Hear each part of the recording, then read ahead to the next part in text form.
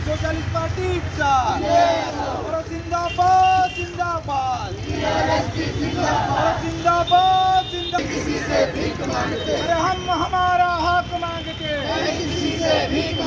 पाणी आमच्या हक्काचं, अरे पाणी आमच्या हक्काचं, अरे रस्ते आमच्या हक्काचे, अरे पाणी आमच्या हक्काचं। गौतम नगर या ठिकाणी डांबरीकरण रस्ता झालाच पाहिजे, रस्ते आमच्या हक्काचे। गौतम नगर या ठिकाणी डांबरीकरण रस्ते झालेच पाहिजे, गौतम नगर या ठिकाणी ड्रेनेज लाईन झालीच पाहिजे। अरे होत कशी नाही, होत कशी नाही।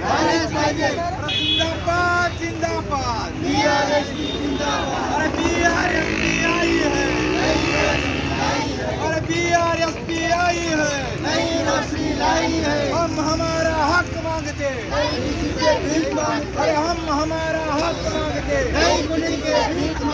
जिंदाबाद जिंदाबाद, अरे पाणी आमच्या हक्काचं, अरे रस्ते आमच्या हक्काचे। गौतम नगर या ठिकाणी ड्रेनेज लाईन झालीच पाहिजे, गौतम नगर या ठिकाणी डांबरीकरण रस्ते झालेच पाहिजे, क्रमाई घरकुलांचा निधी वाढलाच पाहिजे। बहुजन रिपब्लिकन सोशलिस्ट पार्टी मध्य का शहर अध्यक्ष है। नाम मेरा शेख फजलुद्दीन। और शहर औरंगाबाद जो है तो स्मार्ट सिटी से मशहूर हो गया। हर आदमी के नाम मुंह पे यही नाम है कि औरंगाबाद स्मार्ट सिटी होगा। और स्मार्ट सिटी में देखो तो हर रोड पे गड्ढे 1-1 फीट के आए, नलों को गंदा पानी आ रहा, टेनिस लाइन रोड पे फैली।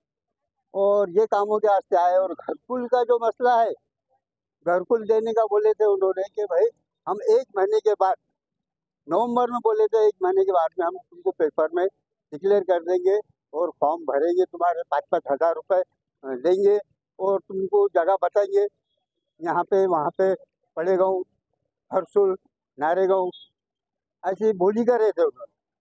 लेकिन अभी तक कुछ हलचल नहीं हुई। 3 महीने हो गए। फॉर्म पब्लिक ने भरी हुई है, मेरा फॉर्म नहीं है, मेरे को जरूरत नहीं है। मैं पब्लिक के लिए कोशिश कर रहा हूँ, गरीबों के लिए घर मिल गया तो उनके लिए मैं ये काम कर रहा हूँ आंदोलन। तो अभी क्या आपकी मांग अगर पूरी नहीं होती है तो आगे अगर हमारी मांग पूरी नहीं हुई तो हम यहाँ भूख हड़ताल पे बैठ जाएंगे और हमारी मांग 8 दिन में होने चाहिए। आपका नाम? मेरा नाम है शेख फजलुद्दीन, मध्य का शहर अध्यक्ष। आज बहुजन रिपब्लिकन सोशलिस्ट पार्टीच्या वतीने महानगरपालिकेसमोर धरणं आंदोलन करण्यात येत आहे।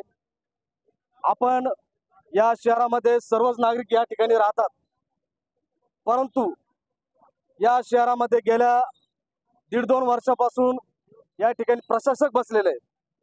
प्रशासक नुसतं ते त्यांचा कारभार बघतात, पण सर्वसामान्यांच्या ज्या मागण्या आहेत त्याच्याकडे ते दुर्लक्ष करतात।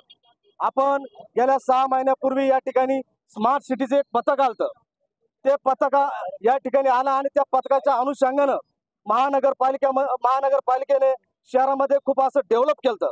परंतु आज आपण शहराची स्थिती बघत असाल की स्मार्ट सिटीचं पथक या ठिकाणी येऊन गेलं आणि महानगरपालिकेने पुन्हा औरंगाबाद शहर जसे तसं झालं। औरंगाबाद शहरामध्ये प्रामुख्याने जे गोरगरीब वर्ग असतो, तो दलित वर्ग असतो, मागासवर्गीय वर्ग असतो, तो बहुजन वर्ग असतो। या बहुजन वर्गांना कुठल्या प्रकारची घरकुल योजना या ठिकाणी राबवली जात नाही। म्हणून आमची प्रामुख्याने मागणी अशी आहे की जी घरकुल योजना महानगरपालिकेने राबवून त्या योजनेचे कम से कम 10 लाख रुपये या ठिकाणी त्या योजनेला त्यांनी महानगरपालिकेने जे अंतर्गत जे महत्वाचे रस्ते होते ते महत्वाचे रस्ते डांबरीकरण गुळगुळीत केले होते। परंतु आज आपण जर बघितलं तर प्रत्येक वार्डामध्ये काही वार्डामध्ये असं आहे की पाय चालण्यासुद्धासाठी रस्ता नाहीये।